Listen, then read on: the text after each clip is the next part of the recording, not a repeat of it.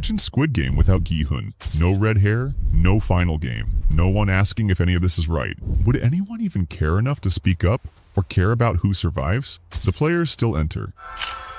The games still begin. We'll be playing red light, green light. But something feels off. And if player 456 was never Gi-hun, who takes his place and what does that change? Gi-hun didn't win with strength. He didn't win by being smart. He won because he refused to play like the rest. He looked at people, not as threats, but as people. He made Sae-byeok open up. He made Ali believe. He even made Sang-woo hesitate. You're the reason I got through this round. That line mattered, because even the man who built the game felt something around him.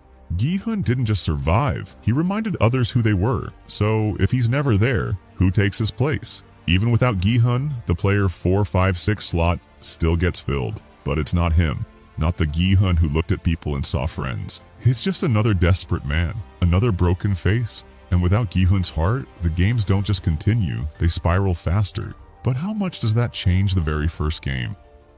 Let's go back to red light, green light. In the real timeline, something small but massive happens before the game even starts. Gi-hun spots Sang-woo in the crowd. Oh, Sang-woo, my man! They lock eyes.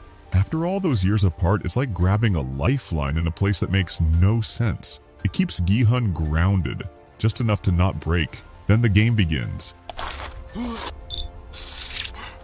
Got caught. People start dying, screaming, blood everywhere. Gi-hun freezes, panics, runs, trips, and right before he dies, Ali grabs his jacket, holds him up, saves him. That single moment, it stitches together three players, Gi-hun, Sang-woo, and Ali, into a bond that will quietly shape the whole story. Now imagine Gi-hun never showed up. No reconnection with Sang-woo, no shared trauma, no spark that leads to trust. Ali walks away from that first game fine, but not heroic, just alone. And Sang-woo, he has no one pulling him toward the light. No friend reminding him who he used to be. He just blends in, plays smart, and quietly gets colder. Now skip to the vote. 255 players are dead. The survivors want out. Some beg. I have a baby at home. Some scream. We play some kids games, and you shoot us. You want me to choose that? And one says the line that shifts the room. Let me just go home, that's all I want.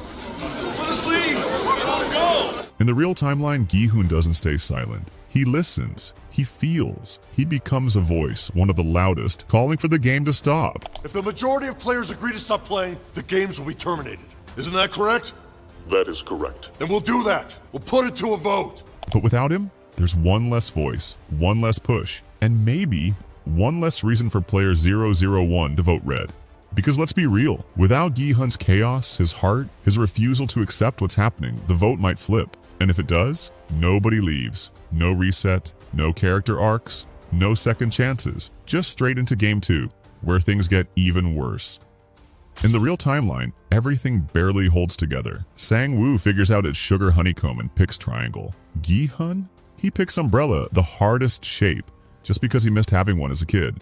Well, growing up, I'd always lose my umbrellas and my mom would get angry.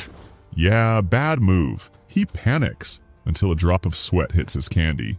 Right. I can melt it from the back. He starts licking. 001 copies, then some of Deok-soo's gang, then dozens of players. Because of Gi-hun, they survive. A bunch of players get a second chance. But without Gi-hun, no licking, no trick, no second chances. Deok-soo's crew, mostly dead. Most players, wiped out. 001? You'd think he's dead too, but since he's secretly the creator of the games, maybe he cheats to survive. Or maybe he lets himself fall here because it's part of the act. Either way, the dorm would feel like a graveyard, but if you thought the sugar game was brutal without Gi-hun, just wait until night falls. That's when the real big change begins. In the real timeline, after the sugar game, the guards gave everyone almost nothing, just an egg and a soda. Deok-soo's gang steals extra. Player 271 calls them out and gets killed. Gi-hun tries to stop it. A man just died! We shouldn't be killing each other like this! The guards? They just add more money. Then the lights go out and the real slaughter starts. Deok-soo stabs. Sabyok barely escapes. You're here. Like you said.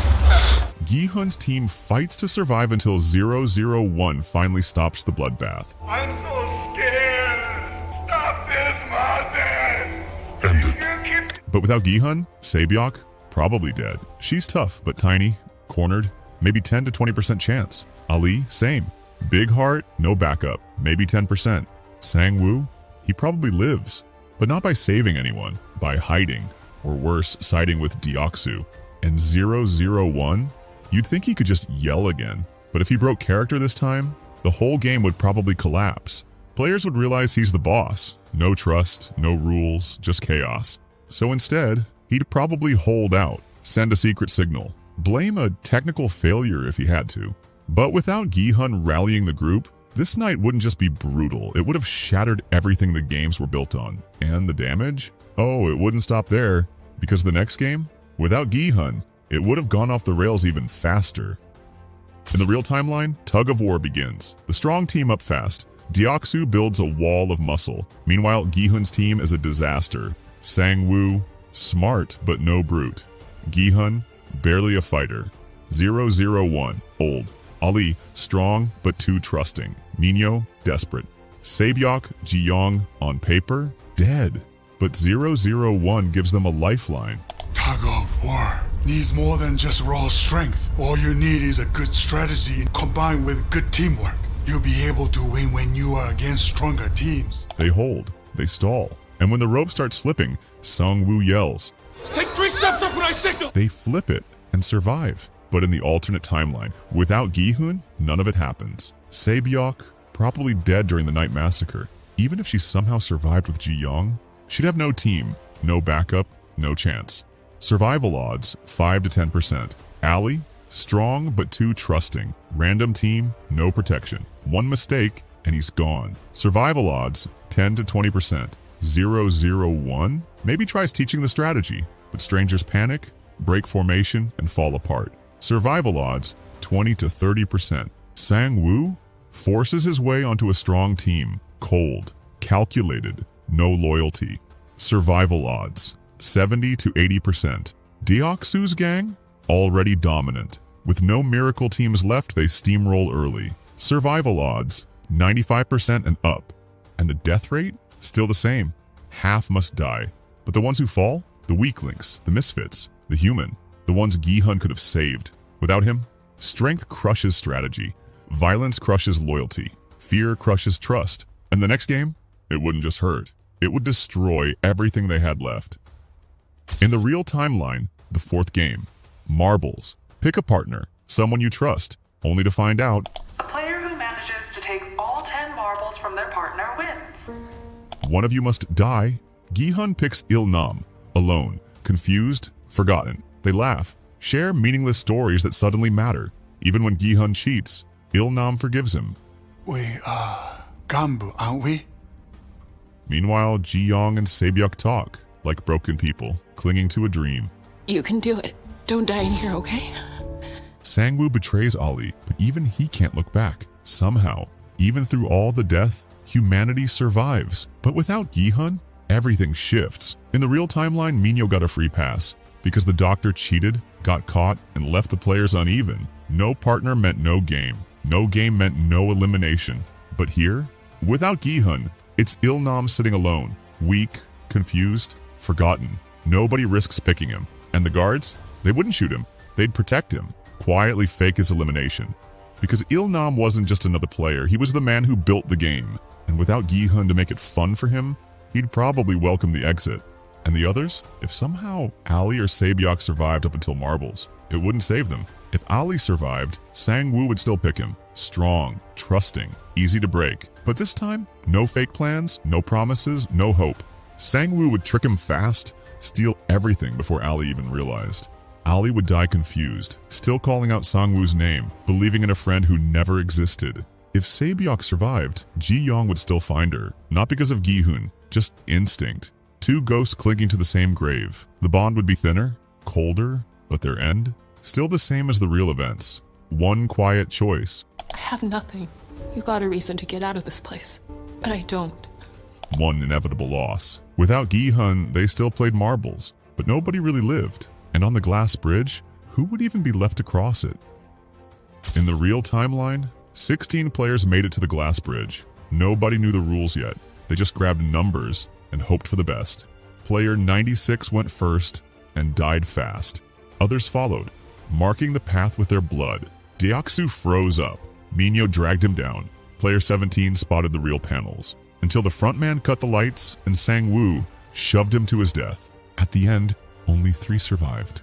Gi-hun, Sang-woo, and Se-byok, barely alive, badly wounded.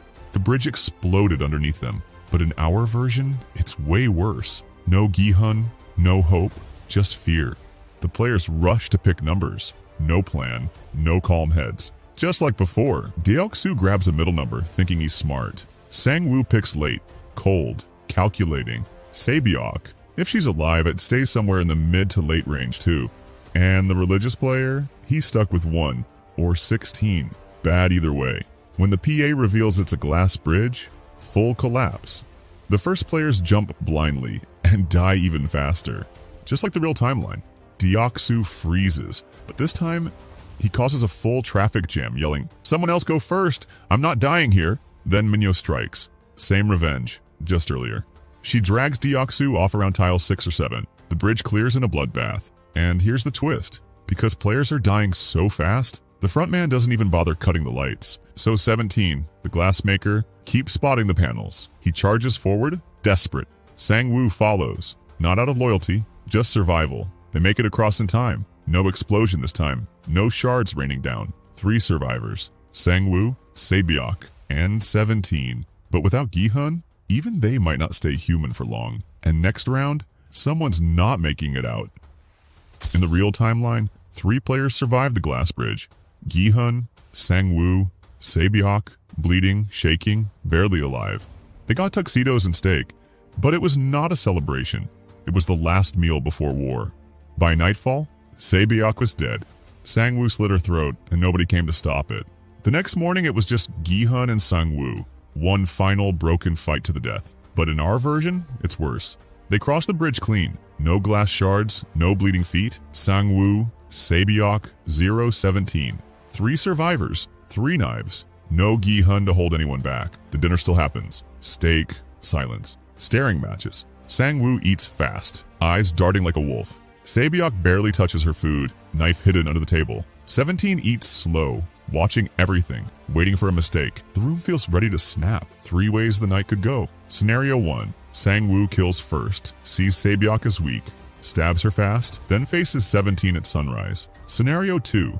17 attacks first, calculates the threats, takes Sang-woo down before he can move, maybe even teams up with Se-byok for one desperate night. Scenario 3, nobody moves, too scared to act, too scared to die. But morning still comes, and it's not a fair fight. If it's Sang-woo versus 17, it's brute force versus cold brain. Sang-woo wins 60% of the time, because when it's pure survival, the meanest player usually wins. If Se-byok makes it, it's heart versus monsters. She fights smart, but smart might not be enough. If all 3 make it, it's chaos. And in chaos, Sang-woo still has the edge. The truth is, Sang-woo probably wins this game. Not because he's better, but because he's colder. And maybe that's the saddest part. In a world without Gi-hun, the worst person wins. But this wasn't even the biggest change. In the real story, Il-nam gave Gi-hun one final test. Could someone still be good in hell? Il-nam pointed to a dying man on the street and whispered, Would you help out that guy? They made a bet. If someone helped before midnight, Gi-hun would win. If not, humanity failed. And in the real timeline, someone did help. Before the clock struck 12, a stranger stepped in. Il-nam lost his final bet and died quietly knowing some goodness still existed. There's someone who cares. But in our timeline, it's colder. Because without Gi-hun, that moment never happens. The world still suffers. The drunk man still shivers. But no one notices. No wager, no test, no second chance. Il-nam dies, staring at an empty world. A world that only proves his worst fear. Do you know what someone who doesn't have any money has in common with someone with too much money? Living is no fun for either of them. The system he built, it keeps rolling. no resistance, no regrets. The games restart next year and nobody even blinks. Down below, the frontman stays in charge. The VIPs keep betting and the blood keeps flowing. And when the next year comes, the games restart quietly. No red hair, no airport confrontation, no Gi-hun to call, no one to fight back, not even a headline. It doesn't even make the news. And when Season 2 begins, the games aren't just back, they're bigger. New players, new tricks, new ways to break the ones who still dare to dream. And without Gi-hun's spark, the resistance that tried to rise in Season 2, it dies before it even begins. Because the one person who might have stopped it, the one who said, I'm not a horse. I'm a person. he was never even there. Without Gi-hun, the story doesn't end with a fight, it ends with silence. It ends exactly the way the system always wanted.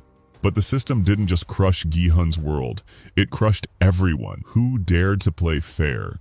Some players won their games and still died. Others never even got a chance. If you thought this was brutal, wait until you see how Squid Game punished the ones who deserved to survive.